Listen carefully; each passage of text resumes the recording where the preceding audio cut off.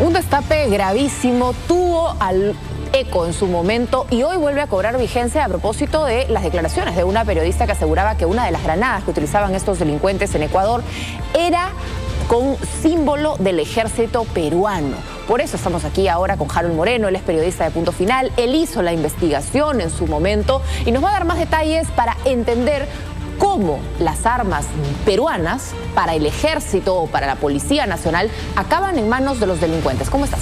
Es correcto, Lorena. Bueno, para empezar hay que decir que este reportaje tiene más de un año de antigüedad, en el cual revelamos documentos desclasificados, digamos, en los Guacamaya Leaks, tanto de las Fuerzas Armadas peruanas como las mensajerías que tienen con su contraparte en Ecuador. Listas interminables de municiones, explosivos y armas que pasan de Perú a Ecuador. Básicamente son dos, digamos, la tipología. Por un lado tenemos armas, municiones y explosivos de diversa procedencia, pero que pasan efectivamente de Perú a Ecuador, es lo que dice la inteligencia ecuatoriana.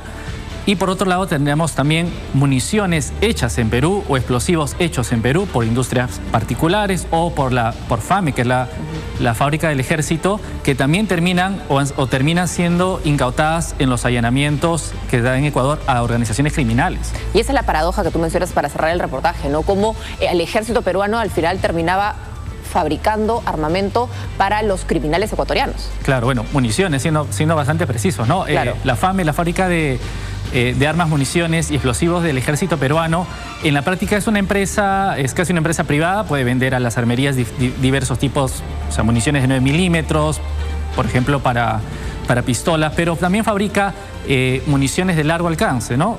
Las cuales tanto la FAME como la de origen internacional en diversas licitaciones son de uso exclusivo de la policía y de las Fuerzas Armadas.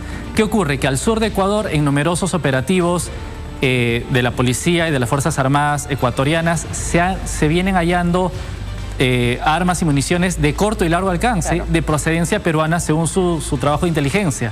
Entonces, en el caso de las municiones de largo alcance, si han venido de Perú, pues uno debe maliciar de dónde vienen, de las policías, de la Fuerza Armada. Y en este caso, este reportaje, como tú bien dices, tiene más de un año. En este tiempo, ¿qué ha pasado? ¿Hay alguna persona que está ya en una etapa en fiscalía de investigación preparatoria? ¿Se han determinado algunas responsabilidades? Bueno, esta es una situación que, como también bien dijo el exministro ecuatoriano hace unos minutos nada más, que no es reciente, que viene de larga data, décadas en realidad, que existen registros o reportes de este tráfico de armas, municiones y explosivos de Perú, Ecuador. Lo que sabemos es que diversas personas de forma individual son intervenidas cerca de la frontera, la propia SUCAME, que a veces interviene en el marco de su competencia, que es el uso de armas y municiones civiles, armerías que no tienen registro. Por otro lado, en las Fuerzas Armadas cada cierto tiempo hay accidentes o se pierden o desaparecen ciertas cantidades de municiones, las cuales tienen un valor económico y comercial, sobre todo en la zona de frontera, para organizaciones criminales. Y el ministro Chávez Cresta dijo esta mañana que hace 6 meses se empezaron a tomar, digamos, más medidas ante ciertas informaciones de inteligencia. Claro.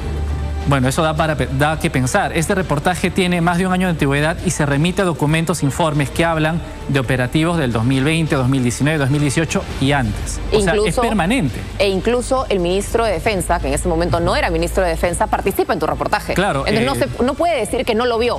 Porque lo llamaste para entrevistarlo, justamente para el tema. En calidad de su expertise en temas militares, conversamos con el ahora ministro y lo que él nos dijo fue que la frontera es una coladera, que efectivamente las municiones de largo alcance que van de Perú a Ecuador, pues probablemente vienen de fuente policial o militar, y que esta es una situación bastante conocida. Es algo que, digamos, no es un secreto para nadie, esta permeabilidad que existe en la frontera para tráfico de migrantes, contrabando, armas y explosivos.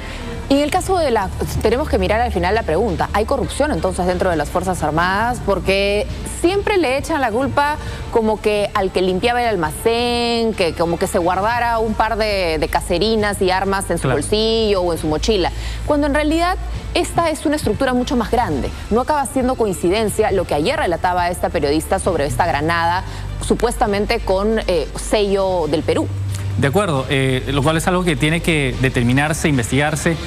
Pero, a ver, las organizaciones criminales de cualquier parte del mundo necesitan armas, municiones y explosivos para mantenerse como tales. Y no necesitan una o dos o una por aquí por allá. Necesitan tener una organización que funcione de forma activa. Un suministro recurrente, digamos, constante, fluido, ¿no? Entonces, ¿no? podemos, digamos, debería investigarse más qué está ocurriendo en los polvorines del Estado, qué está ocurriendo además en la frontera. Migraciones y policía también tienen un papel importante, y con las contrapartes, en este caso en Ecuador. ¿Qué estamos haciendo al respecto? ¿Qué coordinaciones existen para frenar y evitar esto de manera contundente? De manera contundente, porque lo vemos en muchas situaciones y no cambia. Las fronteras son una coladera y a vista y paciencia de las autoridades se trafica de todo. Yo misma he visto cómo pasaban el combustible, y si nosotros lo pudimos haber grabado en ese momento para Reporte Semanal, ¿con qué facilidad entonces la policía también ve lo mismo y no se hace nada? Absolutamente, absolutamente. No es ningún secreto lo que ocurre en las fronteras con Ecuador. Ahora, este domingo en Punto Final también vamos a abordar el tema, vamos a ampliar un poco más lo que está ocurriendo. Estos informes son amplísimos, hay mucha información que queda por revelar. La inteligencia ecuatoriana militar ha determinado exactamente cómo, por dónde y de qué manera se da el tráfico de armas, municiones y explosivos. Es un poco sorprendente que recién hace 6 meses nos hayamos puesto un poco más las pilas y que a estas alturas el tema siga ocurriendo y sea permanente, como bien decimos. Y sin tener exactamente identificados quiénes son los responsables, como no sucede con los casos de los gasolinazos. Allí sí automáticamente se identifica a toda la cadena de mando que permitió una situación de corrupción. Acá claramente hay corrupción y hay personas protegidas. Bueno, claro, lo que ocurre a nivel fiscal, judicial, es casitos aislados por aquí y por allá, gente que cae en la frontera llevando. Pero bueno, es lo que ocurre.